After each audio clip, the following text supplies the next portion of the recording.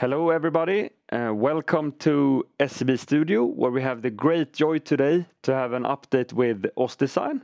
And we are happy to have Morten Henneveld here, which is CEO of OssDsign. So warm welcome, Morten. Thank you very much, Mattias. Good to be back here. Good.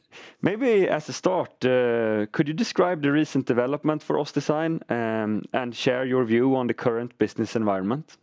Yeah, no, I think OssDsign is on a fantastic journey. You know, it's been about a year ago we announced the strategy shift to become a pure play of a biologics company, and we have a fantastic momentum. We've just reported our third quarter results last week. We have now had 10 quarters with triple-digit growth in the US. We reported a gross margin of almost 97%, which is significant up just in last quarter. So we are seeing an incredible momentum, and we're extremely pleased, both on a top-line basis in terms of growth, but certainly also in terms of operating leverage. Sounds encouraging. And if we go back maybe a year, it's been really a transformance going to a pure orthobiologics company as well. Yeah. So maybe you can touch a little bit on that, remind the audience, and also touch upon the key strategic pillars now in OssDsign going forward. No, absolutely. You know, to me, strategy is all about making conscious choices, but that also means that you choose to do something and choose not to do some other things.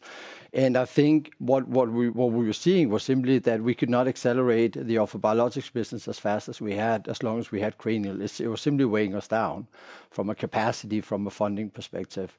So the sheer fact that we now have the entire organization, which by the way is only half the size, to focus on biologics and really just drive that with a full focus. I think it's had a very transformative impact actually on the company, and I think, as you can see, that certainly also translate into the numbers. We've come an exceptional long way. I think sometimes people tend to forget because OssDsign technically is an older company, but as a new OssDsign, as an orthobiologics OssDsign, we're only about 3 years old. We've only really been selling since the second quarter of 22. So, you know, we have almost 150 approvals in the US, and we're exceptionally pleased with that. But that also means there's still 90% of the market that we haven't even access to. So clearly driving more access, getting more access in the US market, getting better coverage is important. And then, of course, also right now we only have one product. We need more products. We've come a long way on clinical. We have about 11 clinical publications, preclinical publications and white papers. That's a lot in such a short amount of time. But I think, you know, fundamentally what you're also seeing, and I think the Q3 was a really good report because it was the first time it truly showed the underlying business. And here you can clearly see what we said a year ago, that there are significant operating leverage in the business. It's the first time in, I think, since 18 that we are reporting a single-digit burn during the quarter. So we're exceptionally pleased, and there's no doubt this is the right thing for the company and it's the right thing for shareholders. Good. That's encouraging to hear. If we look on Catalyst, I think the uptake is impressing us, continue to do so. For the broader audience, could you single out the main differentiation of Catalyst versus perhaps other products from other companies and different techniques? Yeah, I'll try to do it. It's something called mechanism of action, right? This is down into the deep science. I'll try to keep it not too technical. Listen, in spine surgery, the clinical goal is to stabilize the spine and relieve the pain. That's fundamentally the clinical goal. In order to do that, you need to have what's called a bridging bone formation. So you need to grow bone all the way through from the very end of the graft to the other end.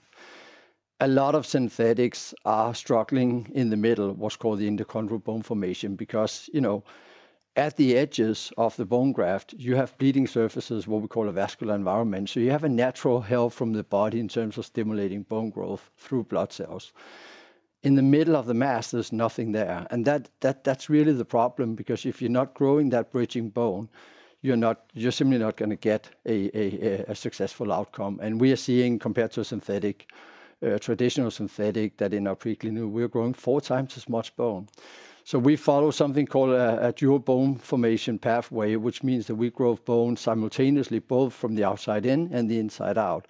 And that's essentially why you see in our preclinical, in our first soft fusion study, and now with our case reports from Propel, that's why you're seeing solid bone formation, but you're also seeing very rapid bone formation. So that's essentially that. And what drives this is the fact that we've managed to get it down to a nanoscale, which is 1-to-1 with human bone, the native bone that we have in our bodies. And then we've added something called silicate ions. And the way to think of this is, as opposed to some of the very expensive and riskier drugs, which, maybe it's a bad analogy, but you can compare it to a drag racer. It releases a lot and it goes very fast for a short period of time. The way we've designed the product is more like a supercharged car, that the silicate ions just keeps driving bone formation, keeps stimulating bone formation, even when there are no blood cells. And that's essentially, in short, what makes the difference. Good.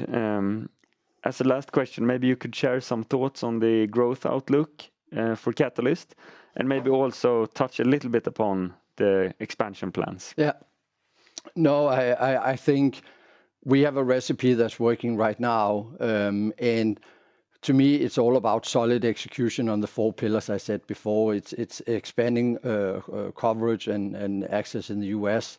It's developing new products. It's keep driving more clinical data. And then, our 510(k) clearance allows us to operate much broader than spine.